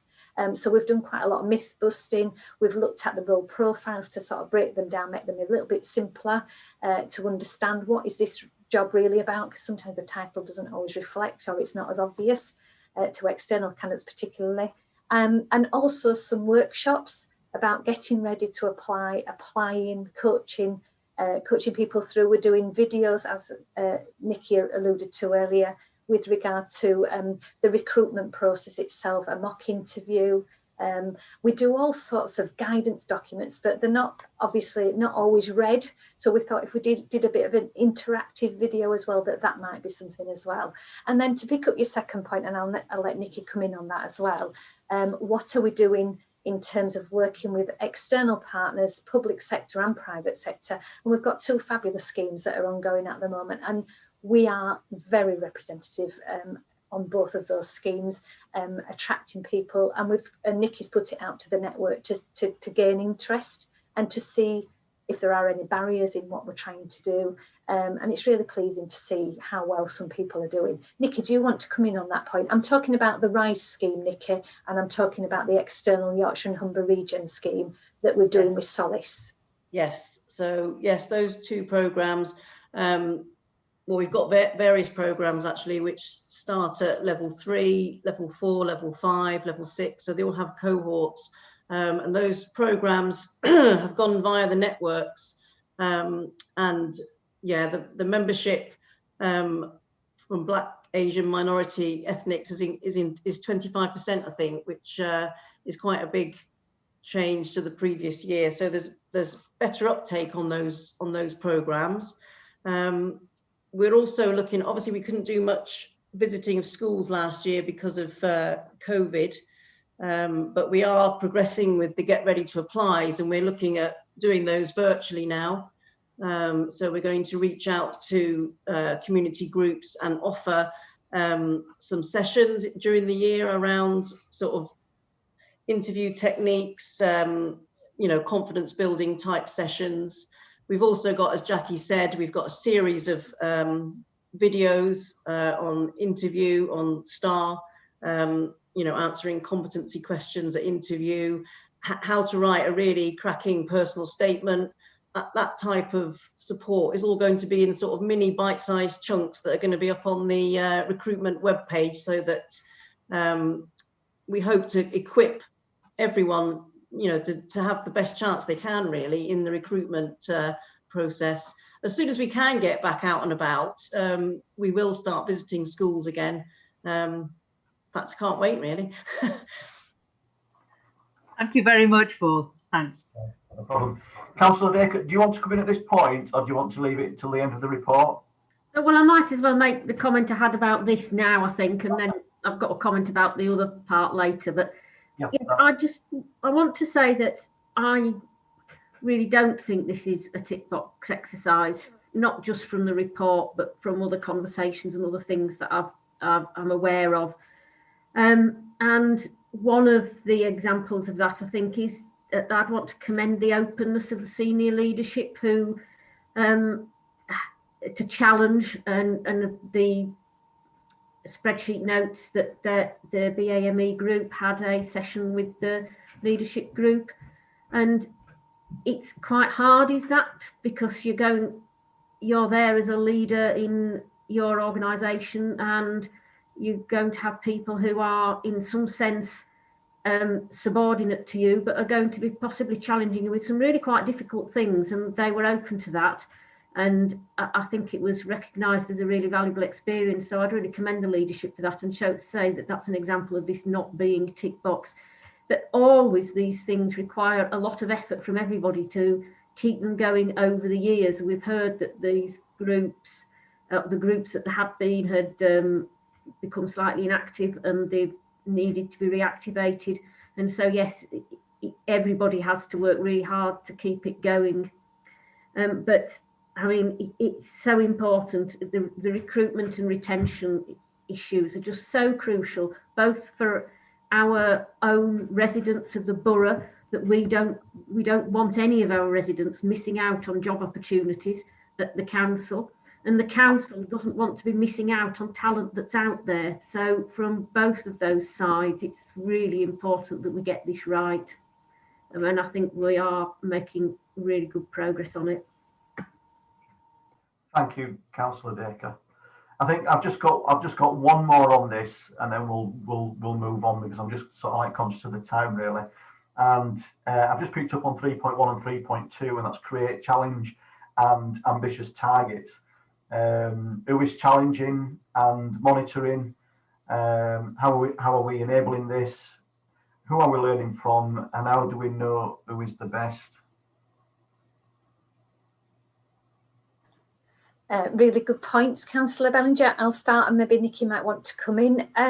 So yeah, it's a very good point. We've talked about this at length at the HR and OD monthly meetings that I chair, about, you know, what a realistic target, but also a stretch target. And with targets, sometimes, you know, it's a little bit like Councillor Porritt said earlier, you know, is it a tick box exercise? We've achieved that percentage and then we take our foot off the pedal. And that's certainly not what we want to do. And as Councillor Dacre has just alluded to, there's an awful lot of work going on behind the scenes to try and achieve what we believe is reflective. And in the HR employment report and the equality duty report, it absolutely covers that and talks about what the demographics are of Calderdale and are we there. And just because we might be near to it or we might achieve it, doesn't mean to say that we take our foot off the pedal and stop doing that. So I think it's a difficult one to, personally, I think sometimes you do need a target, but I also think it can be a distraction as well. And I think it should be part and parcel of the organisation's culture, as Councillor Porritt said. And I think we need to stick to that really. That we are an inclusive, we're an employer of choice. We've got standards that, you know, we've got the bronze standard that Nikki might want to talk about in terms of that inclusivity. And we want to strive. We don't want stop at bronze. We want gold. I want gold. So Nikki, do you want to come in there about the inclusion work that we've done? Yes. So I think Jackie mentioned that we review the plan annually, and we base our objectives or re-look at our objectives, because it's a working plan, but we look at obviously the data that we have, the underrepresentation, but we also look at the networks and their agreed actions that we need to include in there. We also refer to the inclusive employers standardization, which is an audit type process that we do every second year. And that looks at equality and diversity in some depth, really, on the entire employee life cycle. And it identifies where we're making good progress, and it also identifies, you know, areas that we can improve on. So we embed actions and objectives from that as well to ensure that we're working towards silver in 2021, I think it is. One of the areas that they picked up on last year was around impact monitoring, really, the so what question. So we're sort of focusing on that and trying to you know, identify clear areas and with statistics where we've made a difference. Does that answer that question? Yeah.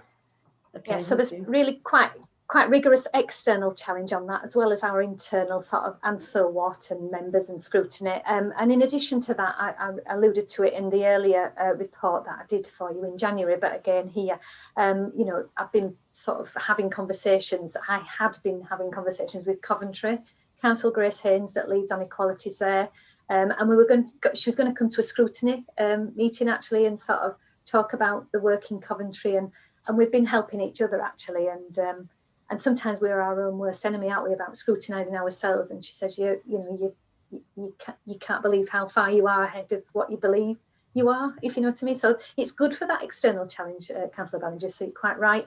And I think just on a final point really, that, you know, we need to ensure that senior management, elected members even, are reflective of the community that we serve as well. So the challenge is out to everybody, I think, really, as well, is what I would say.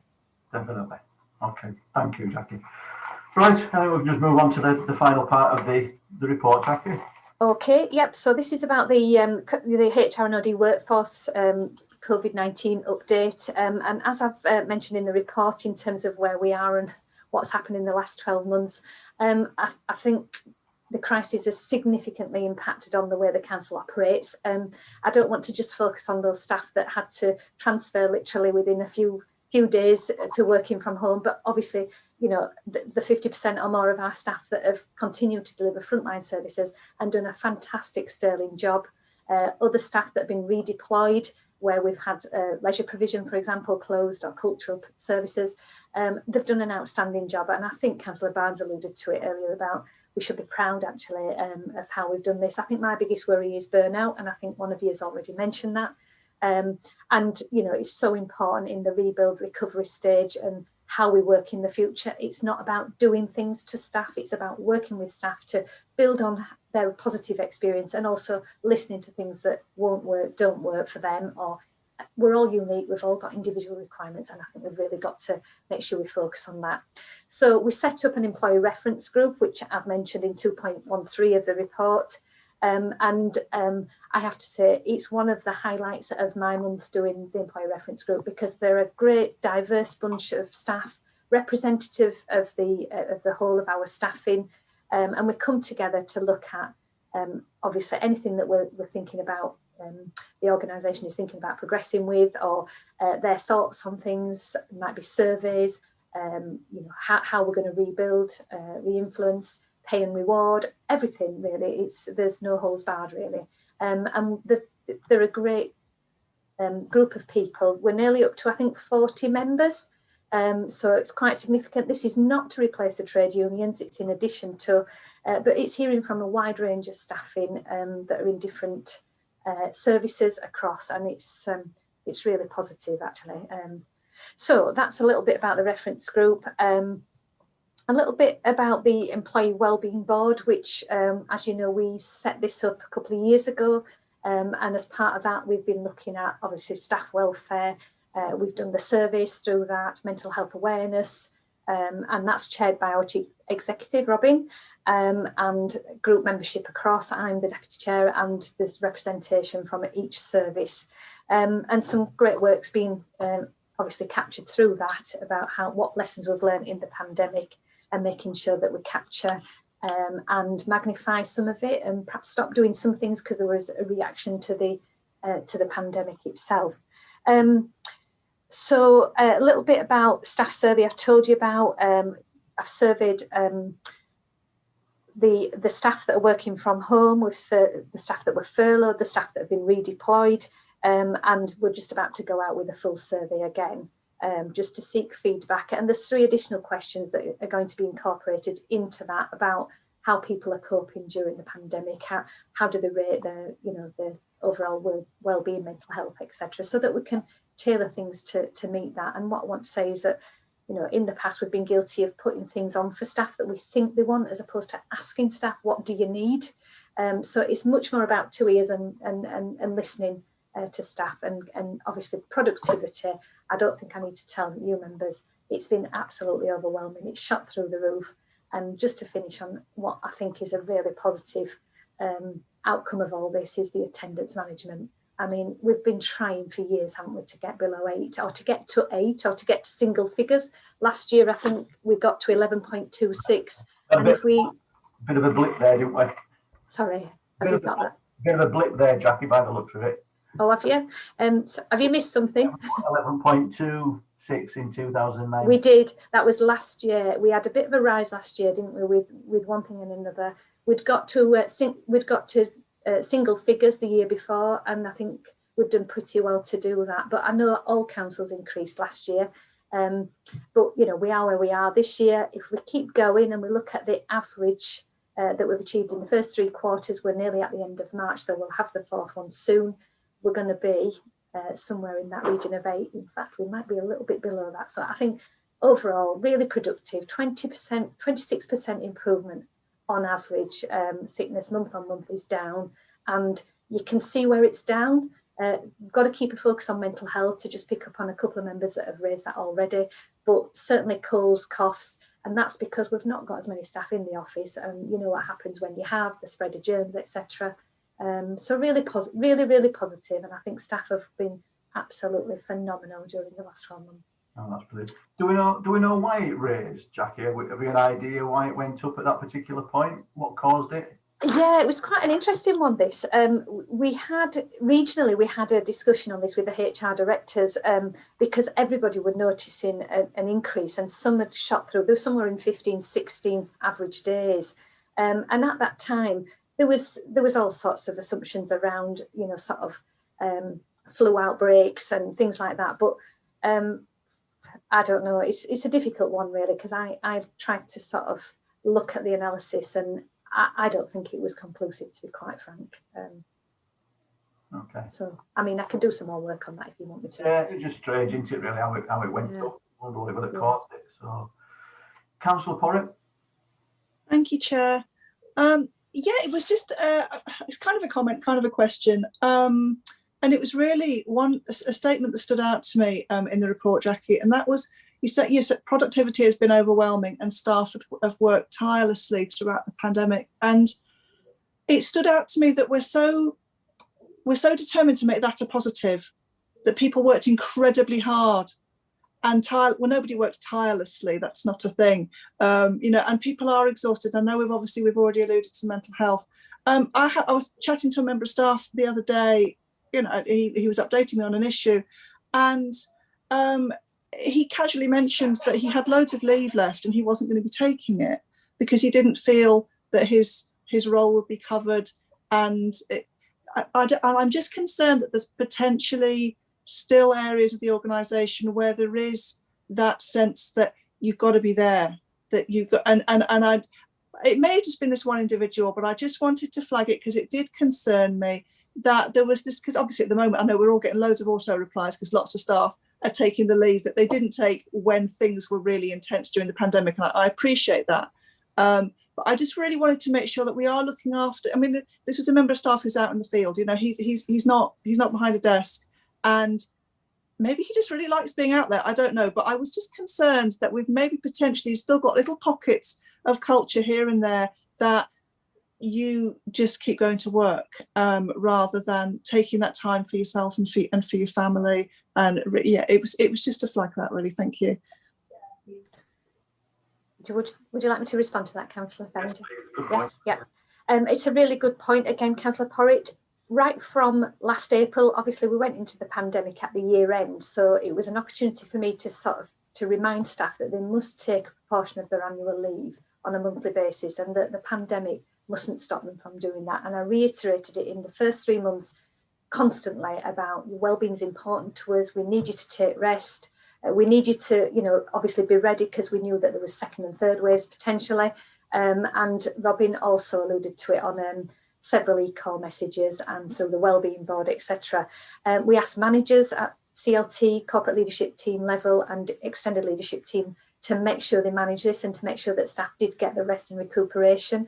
And members agreed to the close down at Christmas, which helped enormously to positivity of staff, and also to allow staff to take the time off and not come back to a plethora of emails, for example, and everything carrying on. And unfortunately, some staff had to keep working at front line, but obviously we tried to factor them into the new year or pre that to take the necessary rest. We've also got a facility through our HR payroll and HR system where managers can run a report on what their staff holiday situation is, so that they can manage it effectively. So I don't expect anybody to lose out, and I do expect staff to be able to take the leave, and that we've got the necessary support there. I think there is a bit of a perception, I think you're right, I think it's, you know, it'd be wrong of me to just brush over it, that some staff, particularly staff that perhaps were furloughed for a little period of time, feel, can I come back and take some leave? That was actively encouraged, certainly in public services by Zora Zankudi as the director and Sarah Richardson as the assistant director of the areas that were significantly impacted by staff that were furloughed in sport and leisure and so on. And, you know, we've actively run reports for quarterly to make sure that those staff are encouraged to take leave. And some, I think I have to say that some staff didn't really want to, because they kind of thought, well, I'll hang off because I'll be able to go abroad in perhaps January, February or March. Of course, we all expected, didn't we, that we might get a holiday abroad at some point in the last 12 months. But I think there was an acceptance that that's not going to happen. So now there's a bit of a rush, like there always is at year end, to get your leave in so that you don't lose it. And of course, we've got the facility to bank leave, carry forward a week pro rata, and bank a leave, a week's leave. So a lot of staff have taken the opportunity to do that. I can't speak for this individual that you've spoken to, but I can't tell you enough how much I've promoted and tried to lead by example about taking rest and recuperation and annual leave, etc. So hopefully there won't be many staff in that position. Maybe but I will. Job. Well, we have got that. There's a lot of loyalty, as you know, in Calderdale, staff going above and beyond. But what we don't expect staff to do is write off annual leave and not take their annual leave. So I'll get a report tomorrow, Councillor Porritt, and just have a look at where the areas are where there's significant leave, if there is, and see what action has been taken for that. But I will look at it and show you. Can I make a request as well, Jackie, as chair of the Scrutiny Board, and I'm sure my board members will back me up on this, that also CLT are ensuring that they take leave as well and look after themselves, because I'm sure as members we've seen emails from, you know, CLT members at silly o'clock at night, and we wonder when you will actually switch off. So can that be relayed back to the corporate leadership team, please, Jackie? Yes, it can. And to be fair, our chief executive is always reminding us all about taking leave and switching off when we are on leave. And yeah, we're probably our own worst enemy for it, but you know, Robin leads by example, and I try and do the same. I know sometimes it's quite difficult because, particularly in the pandemic, you don't want staff that are relying on you to fall over, but there have been occasions that we've all had to take leave. It's been a horrific year for everybody, but you know, through supporting each other and you know, being kind to each other, I think we've got through hopefully the worst of it, and I hope that continues. But thank you, Councillor Bellinger and Scrutiny. I will take that back as well. Thank you. I don't think there's any more questions from members, is there? no cabinet members wishing to speak on this. Yeah, I will just quickly. very Okay, quickly. Councillor Dacre, yeah. No, we haven't getting on. Well, I just wanted to commend the webinars that have been held. Don't know if anybody's had the opportunity to watch them back, but I've watched them, and I think they were, for me, particularly impressive in the amount of time they gave up to questions, because very often when staff engagement takes place, it ends up being one way, and it's managers telling staff things, and the staff don't get the time to ask the questions. And there was lots of time for questions, and there were lots of questions. And at the last one that Jackie mentioned, home working, for instance, was raised several times by people. So it was clear that people felt able to raise concerns that they had about home working for a variety of reasons. And it was very clear from the questions that people were happy to, they weren't fearful of raising issues. And I just say that, yes, I think staff have been phenomenally productive during the year. But what I've heard the Chief Executive, Robin Tuddenham, saying is that if anything, people have been too productive because they're not taking the breaks sometimes that they should be doing. And again, another thing that I've heard being emphasised to staff is that they have permission to take time out, that to stop for 10 minutes, go and do something different, make sure they go out and just have a little walk to clear the head. And when you're sitting at home, it can be tempting just to keep on going and think you'll just spend a bit longer and you'll finish it. So again, there's been a real effort from senior leadership, I would say, to just try to make sure that people realise they have that permission, and they shouldn't feel guilty about it. In fact, they should feel guilty about not doing it.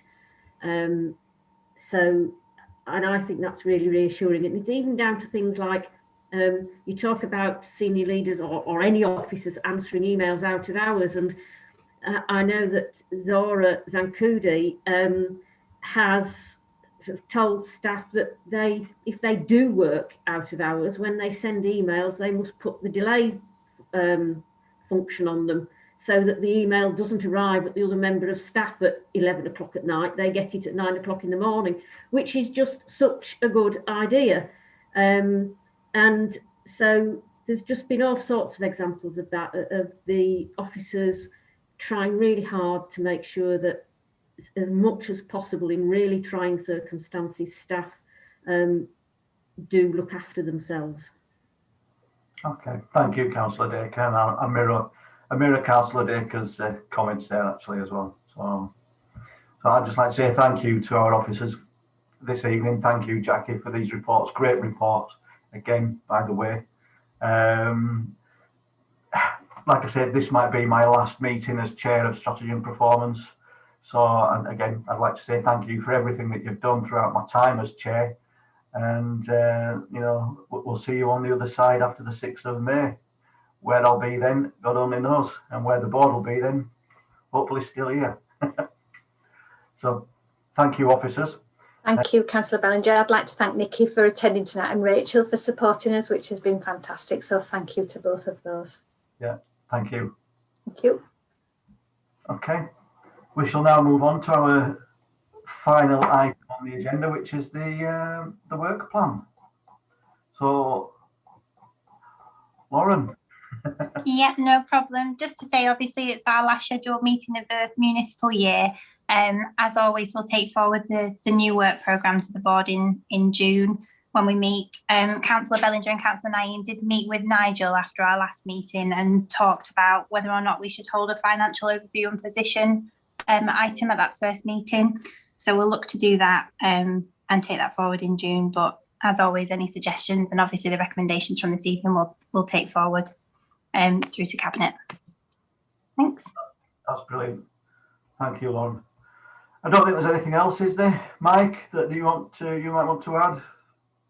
No, Chair. No. Okay. Well, I'd just like to thank everybody, the members of the board, for everything you've done, and I've really enjoyed working with you over the period I've been chair of this meeting, and hopefully once we can play out again, we'll all meet up and do what we did last time, maybe. which was out for a meal. It was nothing on